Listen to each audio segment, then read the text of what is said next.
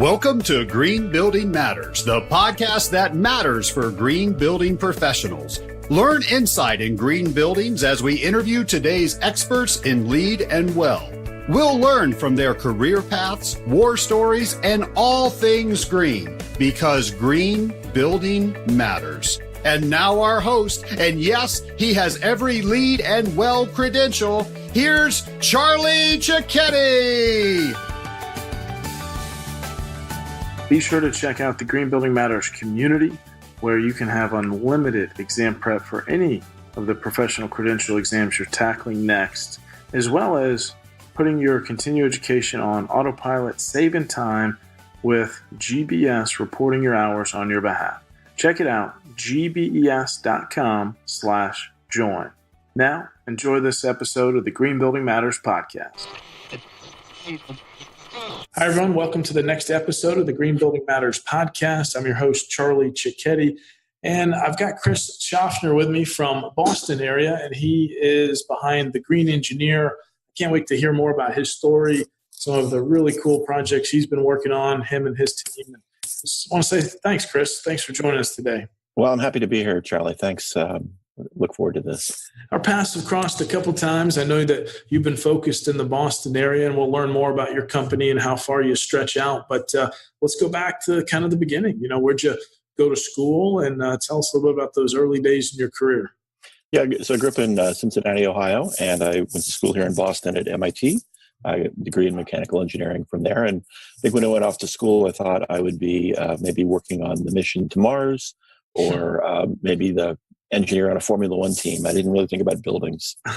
And, but, you know, things don't always work out like you think they're going to. Right. And, you know, honestly, I had some struggles in school, and along the way, I did a variety of odd jobs. And one of those ended up working as a drafter in a mechanical engineer's office, designing, I think we were designing the kitchen for a Holiday Inn, of all things, and boiler replacements, things like that. And, really actually got interested in the buildings. And what was interesting was when I worked with other summer jobs I had in engineering, there wasn't that sense of accomplishment that you get with a building, right? So I worked on that hotel in the summer, and then I went back in Christmas break, and there it was. And not only was the building going up, but they were putting like the exhaust stack for the kitchen right where I had drawn it.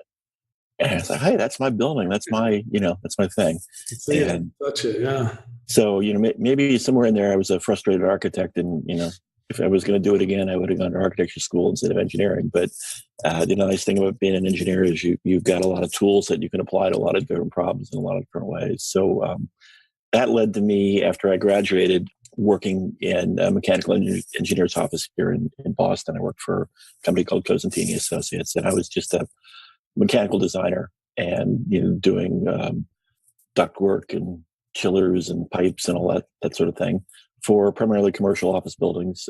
Making a long story short, got married, moved to California, worked for a couple of different firms, came back to Boston, and by the time I had come back to Boston, this was 10 years later, I had spent 5 years in Los Angeles and been exposed to things like Title 24, and started making the connection between the stuff I was doing and the environmental impact of buildings.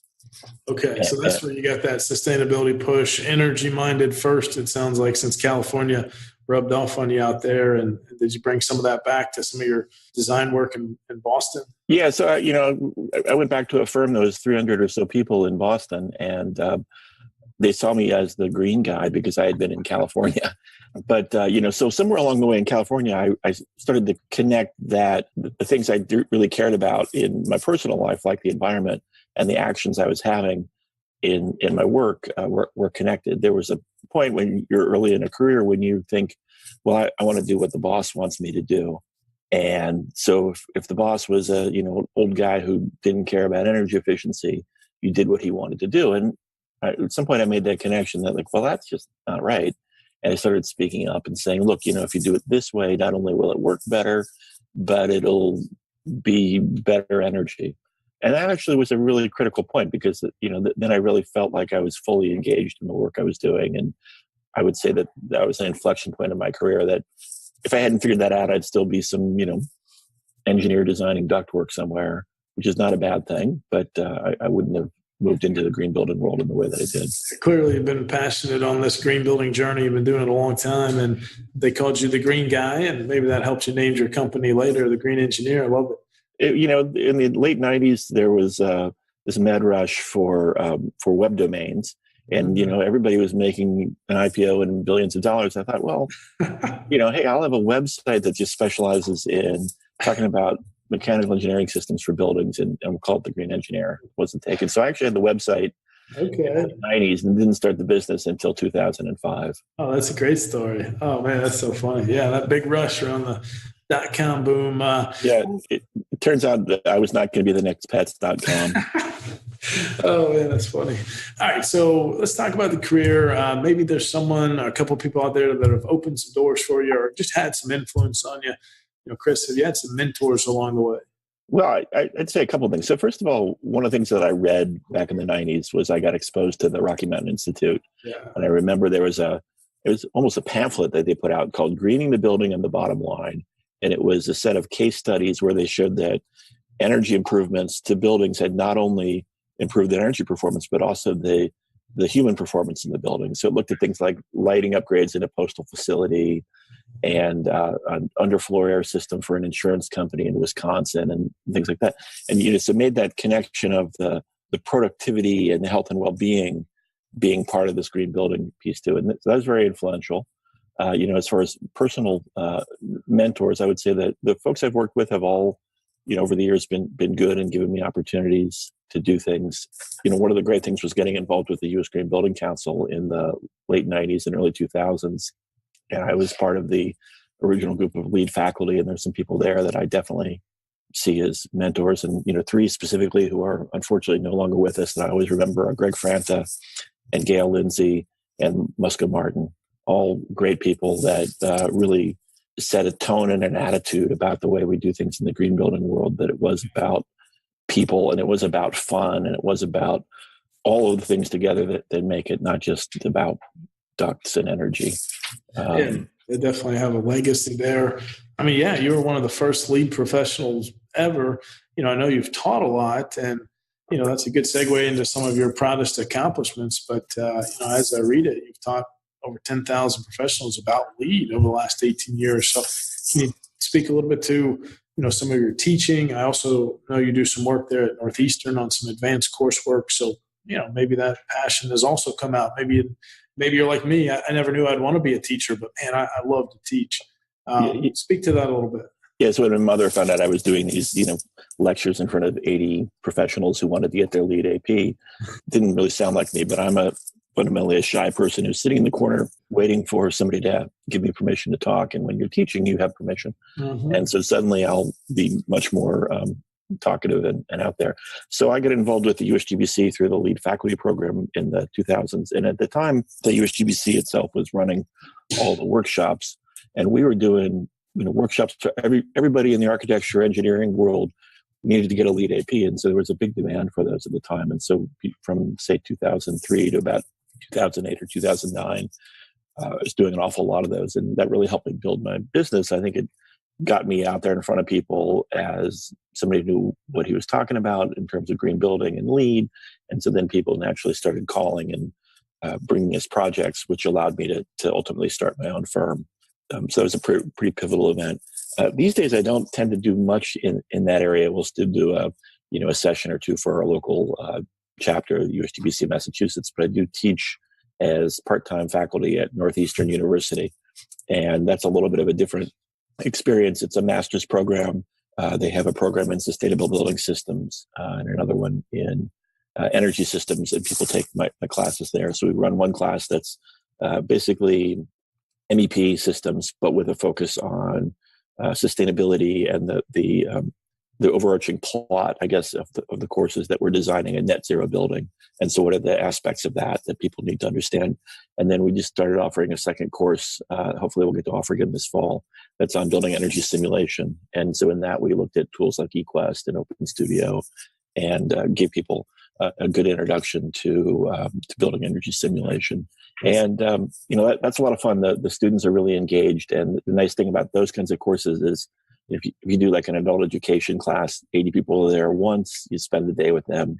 Maybe you see them again, maybe you don't. But with the students in an academic setting like Northeastern, they're there for the whole term, and then maybe they take your next class and you have more of a relationship with them, and that feels really valuable to me. I enjoy that a lot. It's nice that they pay me for that. Don't pay me very much, but enough to make it worth my while. But it's the fun of it and the connections that I get that really keep me going. That's great, man. No, thank you for sharing. Keep up, the teaching any way you can. What other achievements stand out over this green building career? I think one of the things I'm proudest of is just the company that we've built here, the Green Engineer. We're 20 people now, nice. And we're organized around as a social benefit organization. So we are a benefit corporation legally in the state of Massachusetts, and we're a B corporation. We're certified through B Lab. We're recognized as best for the world for the past few years. I always tell the story that we were rated higher than Ben & Jerry's, but we're not up to Patagonia yet. So we're working on that. And then along the way, we've switched from a company that was started and owned by me to now we have fully distributed ownership. 14 of the 20 employees here are owners. And, so that just that sort of whole challenge of creating an organization that works and the projects that we do, I'm very proud of that. I think that for me, more than any one particular project, that really stands out. Amazing. Man, I really commend you for going B Corp and then also employee owned, and just sounds like a great vibe, great culture that you've created there. And that's definitely one to be real proud of. Thanks for sharing that. Oh, that's nice of you to say. I hope that is. I mean, I think for me, it's about, I've got good people working with me, and I want to make sure that they feel that they have a future here. It's not just, you work for a couple of years for Chris and then you go figure out what to do next. Right. Smart. That's good business, and that's excellent leadership. Well, let's talk about some projects that maybe you've worked on, or maybe some you're working on today. What's keeping you busy today, Chris, you can share? Well, we do a lot in the greater Boston area in Massachusetts. Massachusetts, as you may or may not know, is the number one ranked state for energy efficiency policy, according to the ACEEE. People think California, but Massachusetts is actually ahead of the game there. And so there's a lot of requirements around green building, and a lot of our projects are coming to us, frankly, just to meet the requirements. But, we have a few projects where people are trying to go above and beyond. And one of our great clients over the last few years has been EMD Serono. They're a pharmaceutical company based, they're actually a subsidiary of Merck. So they're based in Germany, and they have offices here in greater Boston. And we're on our fourth project with them. We just completed a project with them that was an expansion, and it got LEED Gold and also was certified as well Gold. And that was an expansion of a building that had previously been certified LEED Platinum. So they actually did well for the whole complex, and then the addition just was LEED Gold. And now they're starting a new building there, and it's got offices and research. It's a pretty intense building in terms of energy efficiency. But they're setting an ambitious goal of not only LEED Platinum and WELL Platinum, but also net zero energy, and using a ground source heat pump system to make the building all electric, and then combining that with some on-site and off-site solar to get them to the net zero. So we're just in design development on that. We just kind of got the formal approval that as a team we had presented an option for net zero versus a more conventional option, and they bought into the net zero approach. And so that's amazing. It's great to have clients like that. They're really walking the walk. And when we went to the leadership, they didn't want to hear about how much energy or how much money they're going to save. They wanted to hear about what their people would think about it and how it gave them a leadership position in the industry. They wanted to hear nobody else had done it. And so that's an exciting client to have. Yeah, that's not just the feather in the cap project. That's the right way to do it. So that's a cool project. Love to do a case study when that one's further along. We certainly will. Let's look into the crystal ball. Where do you think sustainability, green buildings, wellness, real estate, where are we shifting? What should we be reading up on right now? This is an interesting question, and I wish I knew exactly the answer. But we had a lot of soul searching, I guess, after the last presidential election, and we're lucky for the previous 8 years, and we're working in the state of Massachusetts where the regulatory climate is very favorable for green buildings. We had to go back and remind ourselves that when you look at the early days of things like LEED and the USGBC, that was we had 8 years of Bush in office and still managed to grow the green building industry. and whether things like LEED are going to last for time, which I hope they will. The issues that caused us to do things like LEED originally, the impact of buildings on the climate and on human health, those issues still exist, and we're going to need solutions for them. And if anything, the situation with climate change is becoming more and more urgent. So really seeing a much bigger focus on decarbonizing our buildings, trying to figure out how to get to net zero or zero carbon buildings, renewables, of course. And then combined with that, a reminder that we can build really efficient buildings, but they're going to look like refrigerators and feel like that too. We don't want to live in those kinds of spaces. So we've got to come back to the people. The purpose of the building is what the people do inside it. And so if it doesn't serve that function, it's not going to get there. So continued efficiency combined with this human health aspects, I think are what we're seeing the next few years at least. The interest in well, there are a lot of projects that are interested in well, not that many yet that are actually going down the full certification path, but almost every client we talk to, certainly the principles of well are things that they say, yeah, that's important to us. No, I'm seeing that too, is lots of training on it, lots of curiosity, maybe some gap studies, feasibility studies, and just, maybe it's starting to break loose a little bit more on some new out of the ground spec office in certain regions or some tenant build outs. But as far as, it being just mainstream, it's early. And I know you were there early in the LEED movement, and maybe you can, just kind of see, hey, it feels similar. But I totally agree. People, and we have to navigate politics on both sides. I think a lot of people listening need to realize that so much, and I think what Chris is saying is state and city sustainability pushes, energy benchmarking ordinances. So much is still going to be your local, mandates, your local politics, not always national. And I think that's one thing that keeps sustainability on the right track. Yeah. Well, I would say that there's corporate efforts too. I mean, we see this. Good point. Yes. So when we're doing things like public schools, certainly the regulatory climate in Massachusetts affects that. But when we're talking to, whether it's a Boston University or an EMD Serrano, they are seeing a competition aspect of being seen as sustainable. And that still is there, and it's there stronger than ever. So for EMD, when they look at that, they think about their place in the market, who their competitors are, and they're thinking especially about employee retention. They've got rock star researchers who get paid a lot of money, and they really, they're the people who are making their business run. And so they're doing anything they can to keep those folks happy and engaged and working with them. And then that goes back to that human health piece of it, that ultimately we just want to feel loved. And if the building expresses that love, then people feel better about it. Yeah, the corporate part. Thank you for adding that. You are absolutely right. Just the, companies of all sizes, but definitely big companies, the corporate sustainability is going to rub off on real estate and the space they build, the space they occupy. And you're right, it helps them attract talent, competitive job market, competitive industries right now, but it also just helps them stay much more productive and happy. At the end of the day, you want someone to stay. Hey, this is a really great place to work.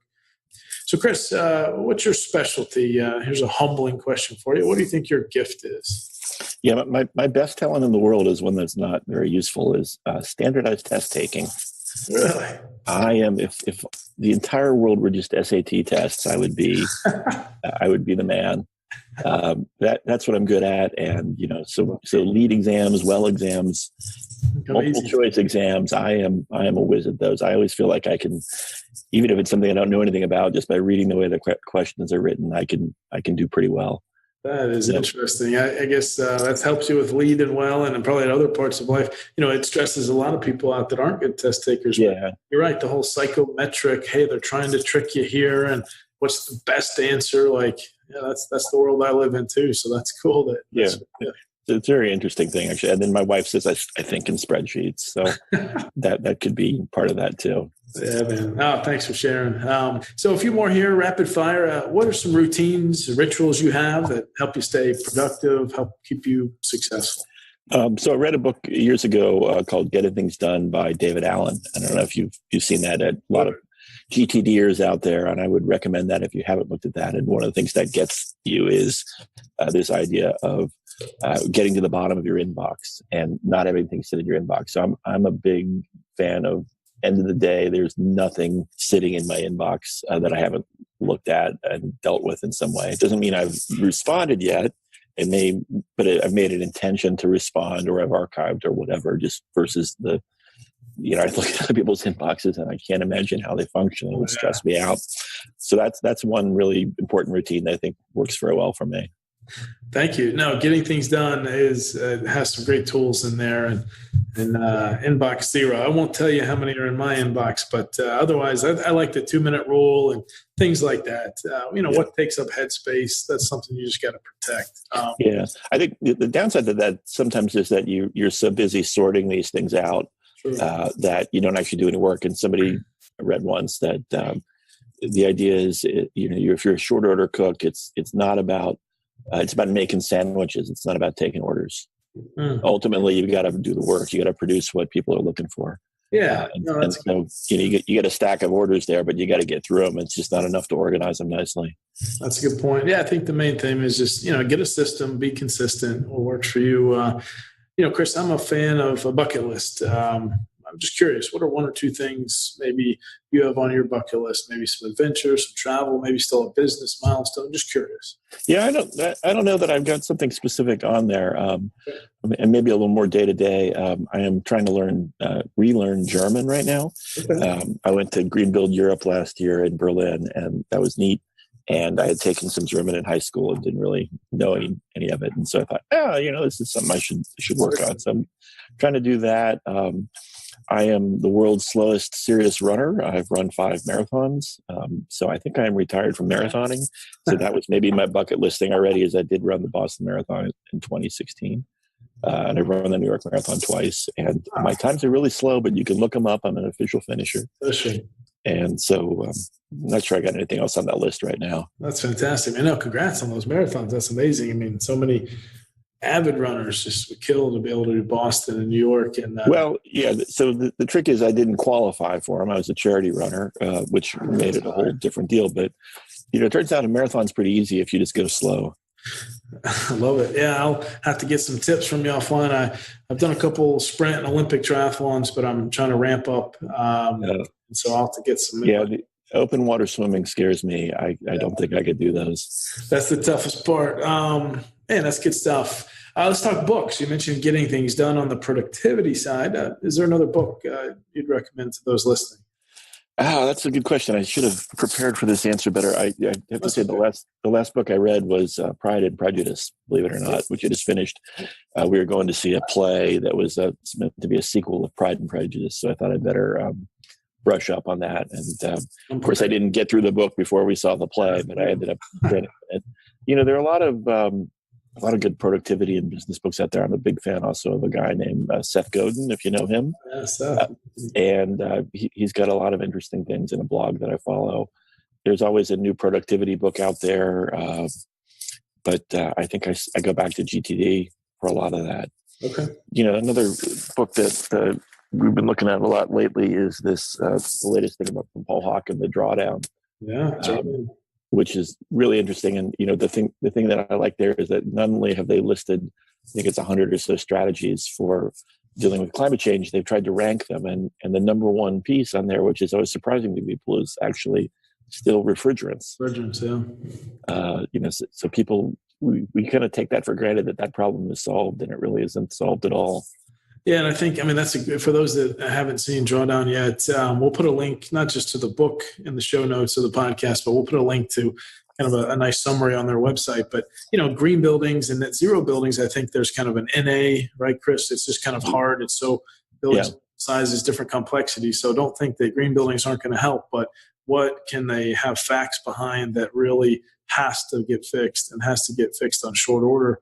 Refrigerants at the top, but it even gets into women and children, education, and how large is your family? It's just an amazing set of guidelines there. Once you dive into any of these issues, you realize they're all connected. Yeah. So let's wrap it up here. You've been in this industry a long time, a very successful green building career. Any advice you wish you'd had earlier in your career, or maybe just some words of encouragement to someone getting going in the green building? Yeah, I mean, I think the biggest thing for me is that I came to a point where I recognized that what I was being asked to do at work and what I felt personally was in conflict. And when I decided to eliminate that conflict by doing what I thought was right, that helped and that made all the difference in the world.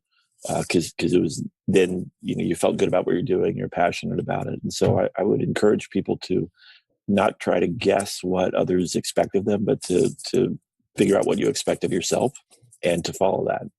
That's fantastic. Yeah, Chris, just want to say, keep up the great work. We'll look for you in the Boston area at Green Builds, and you've built an amazing team there at the Green Engineer. So thank you for being on the podcast today. Yeah, thanks for having me. It was a lot of fun. I just want to say thank you to our loyal listeners. We actually are celebrating over 1 year here on the Green Building Matters podcast. Me and the entire team were stoked and just so glad you continue to listen every Wednesday morning to a new interview with a green building professional here in this industry, or just some pro tips that we want to make sure that you are getting straight from us, straight to you. Thank you for listening to this episode of the Green Building Matters podcast. At gbes.com, our mission is to advance the green building movement through best-in-class education and encouragement. Remember, you can go to gbes.com/podcast for any notes and links that we mentioned in today's episode, and you can actually see the other episodes that have already been recorded with our amazing guests. Please tell your friends about this podcast, tell your colleagues, and if you really enjoyed it, leave a positive review on iTunes. Thank you so much, and we'll see you on next week's episode.